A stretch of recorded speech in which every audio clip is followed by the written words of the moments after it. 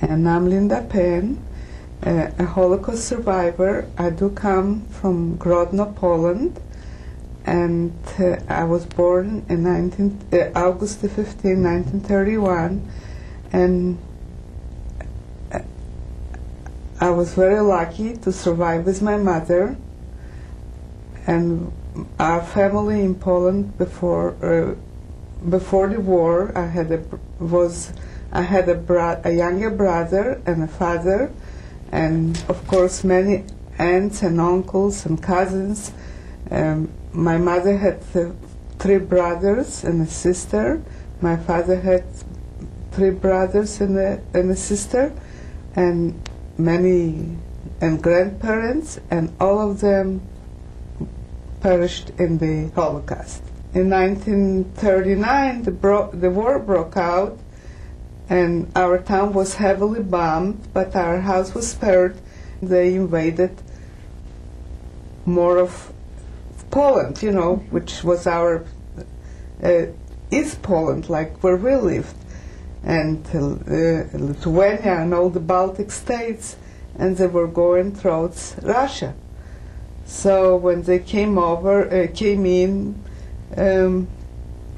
after a short while, they started to strip you of everything you had, and they started to round up men to go to work, and many never came back. And then you had to put on the yellow star, and they started to strip you of everything. And wasn't very long, they formed, in our town we had 2 ghettos, because it was a fairly large town, and they brought a lot of people from the outskirts, from little towns that surrounded our town. So they had to have 2 ghettos. It happened that where our house was, they included in the ghetto. So we were very lucky. We didn't have to be moved, but other families came to live with us because the conditions were very crowded. And, like 3-4 families in one apartment, and the apartments were not as big as here an apartment, so it was very, very crowded. I remember my uncle and my aunt and their children, they moved in with us, and another aunt moved in with us. So, and you could not go out. You stayed in the ghetto, and you didn't go to school anymore. And life was very, very hard. In February 1943, February 13 to be exact, they gathered up 5,000 Jews. Also, they used to gather them. We had a huge synagogue, and gathered us in that synagogue. And from there, they would put you on trains, and they put us on a train, including my father and my mother, immediate family, and we had some also relatives on that same train. And we traveled probably overnight, and the train stopped, and as soon as the train stopped, we didn't know where we were going. We didn't know no slightest idea what's going to happen. The train stopped, and as the train stopped, we saw a sign, Treblinka. But it didn't mean anything because we didn't know anything about it. And we saw lots of Germans, Gestapo and SS, with huge dogs, German shepherds, with switches, leather switches heavy, and then they had metal, so the tip or tips, metal tips. And before we knew it, as we were walking out, and there were also civilian men that later on we find out they were Jewish. Most of them were from Warsaw Ghetto, the ones that we spoke to. And as soon as we stepped down, they separated. They made to go the men to the left and the women to the right. And my little brother went with my father. What were their names? And my brother's name was Yoski, and my father's name was Hein. And as soon as we stepped down, they went to the left, and I and my mother went to the right. And that was the last time we seen them. As we walking across, I could see young men with wheelbarrows full of ashes from the people that were, they just burned, carrying the ashes across. And we ended up across, and everybody was across in the other barrack, and everybody was just crying, you know. We still didn't understand. Mm-hmm. You still didn't realize that the ashes were there, my brothers and my father's. We didn't realize this.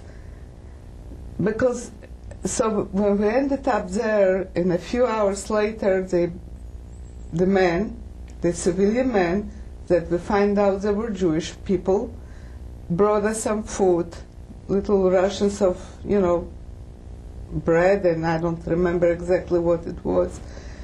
And everybody was crying. We asked, where are the men? Where are the babies? You know, there were women that had babies and children, and the men, I remember like now, they said, don't cry, because today is our happiest day. You are the first people ever to come out from Treblinka alive.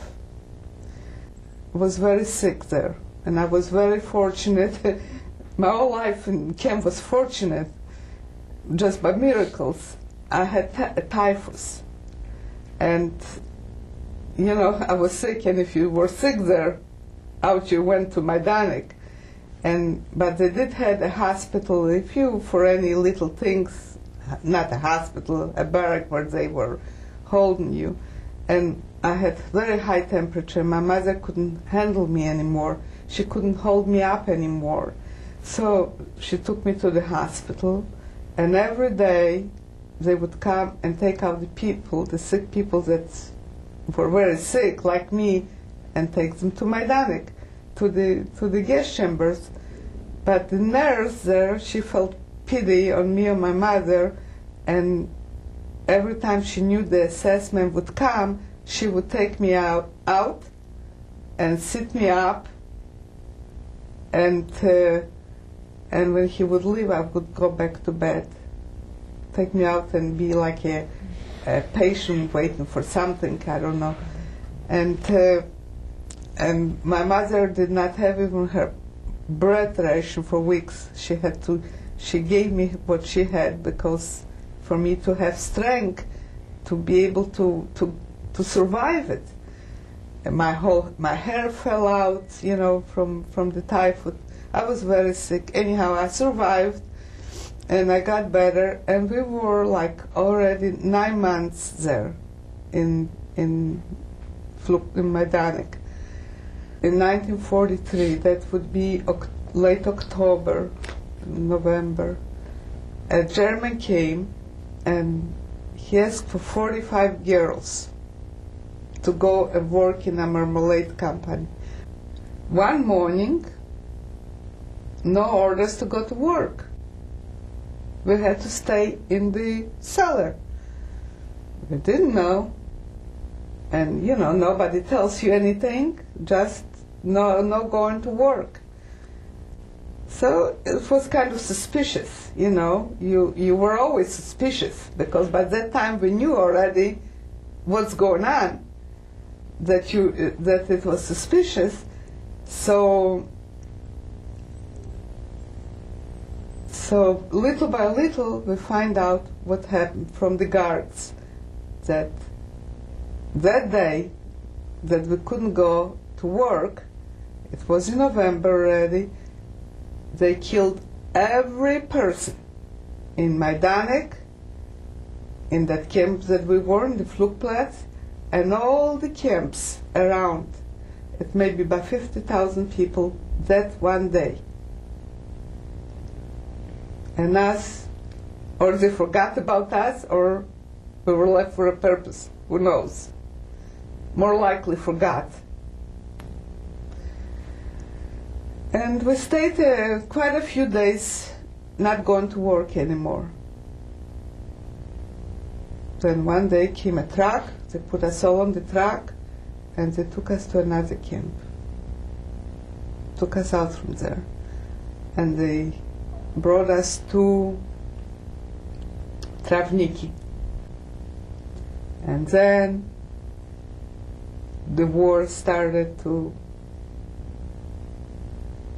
the Germans started to lose a little on the East Front, and they started to get nervous, and they wanted to run because Russia was advanced. That was in June of 44. And so they decided to take us along. So we walked with them, marched from Travniki to Majdanek, back to Majdanek. When we came to Majdanek, the chimneys, the smoke was all gone. There was not a soul, a ghost town, and a huge camp, MV45. They said, since you were protected our soldiers, we were like shields for them, they will let us leave. So they gave us a tattoo, they didn't shave our hair, and they sent us to work. We worked in the fields, and our job was cutting out squares of grass and taking it on a truck, and they would take it someplace. So every day we did this. Life in Auschwitz, needless to say, was horrendous. It was horrible. It was just watching every night or all day the smoke coming from the chimneys. By that time we knew already, we find out from the inmates, from the other girls, that there were crematoriums and they were burning people, and they were bringing thousands of people every day. And this was 1944, where they were liquidating Hungary and Czechoslovakia. They were bringing all the people from Theresienstadt, from Prague. So the chimneys were going day and night, the smoke. At night you could read a paper. That the way the sky was lighted up from the flames of the people they were burning. And no food, and the roll calls, and day and night you would go in the morning, stay 4 hours in the roll call, come back. They constantly counted you. And you couldn't go no place, and it was just really very, very rough. You didn't know that if you'll wake up the next morning, if you'll be alive or not. Because you constantly live with the vision of the people going up in smoke. I mean, it didn't leave your eyes because you were right there. So in November, they needed some people to put in the transport.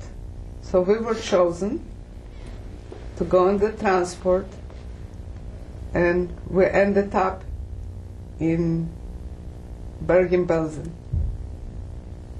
We came to Bergen Belsen. There was no one. We were the very first people coming to Bergen Belsen. There was no camp, you didn't see no barracks. There was nothing there. And it was November, and it was very cold. You couldn't wash yourself. You couldn't take a bath, and you had to sleep on the ground under a tent. And I remember one night, it was a storm, and the wind blew away the tent, and we were all under the sky, without covers, without nothing. The only warmth you had is from the body next to you. So, but after a short while, they took us to a barrack, and people started to come in. They used to bring more transports every day to Bergen Belsen. And the life in Bergen Belsen for us was horrible, because there we didn't go to work. And how work was very hard, it was better to go to work than sitting and doing nothing. Sitting and doing nothing and being covered by inches and inches of lice, and the only job was to louse yourself all day long and wait for your ration of bread was almost unbelievable. So, as luck meant to be, a German came and he wanted 100 people to go to work in an airplane factory. So I again went to my mother and my friend Vivian. I said, "We are going. We're not staying here. We are going." And we signed up. I don't know if we had to sign up, but I think we had to sign up. And we were picked. This would be in the spring? That was January of 1945. I see. And we were picked, and we went to a town called Aschsleben in Germany. And there was no camp, there were no prisoners, didn't see many uniformed soldiers, and they put us to work. They set us up. There was no barracks, I remember. It was like a building or something in a cellar kind of, but it was more comparison to concentration camp, it was more normal. And they set up there, and they took us to work. Across from there was the factory, and taught us how to work the tools to build the airplanes. And my job was to put in, rivets with a gun. You gunned in the rivets, and then another person on the other side had to smooth it out, So we worked there, and then the war started again, coming closer, and this time the Americans started to bomb very often, evidently knowing that this was an airplane factory. The bombing was just terrible. And the last few days before we left there in April. You were more in the bunkers because they wouldn't leave us. They were running to the bunkers, and they took us with them to the bunkers to protect from the bombing. They decided that they will run from the front, from the American front, and we started to walk through Germany. And we walked day and night, and every town and every village we left, the Americans were right behind us. We were not lucky to be liberated yet. And we walked for a few days till they could put us on a train, cattle train, and we ended up in Theresienstadt. When we came to Theresienstadt, there were thousands of people in a very crowded place. Extremely crowded place. And there were people from all over, men and women, and they didn't have room for us, so they put us on the attic. So we lived on the attic, and every day there were rumors. They're going to kill us, we're going to be alive. They didn't know themselves, the Germans, because by that time, Berlin was already, taken by the Allies, and they knew it's their end, so they didn't know what our end shall be, but I guess they didn't have orders to kill us, so they left us alive. And the last day of the war, May the 8th, we were liberated.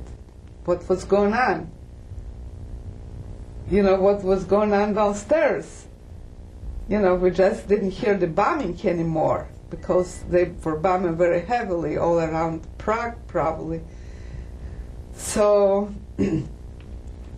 when I remember when I was going down, people were screaming, we're free, but I couldn't believe it. And as closer I was coming to the courtyard, I saw people dancing and screaming and crying, we're free, the war is over. Just couldn't believe it. And I saw the gate open and people were going out, and I remember I was afraid. And then I said, no, I have to go out and maybe take revenge. You didn't know what to do. And I saw the Germans running with no guns already. I don't know where they were going. And it was just unbelievable to be free. And that's how I was liberated.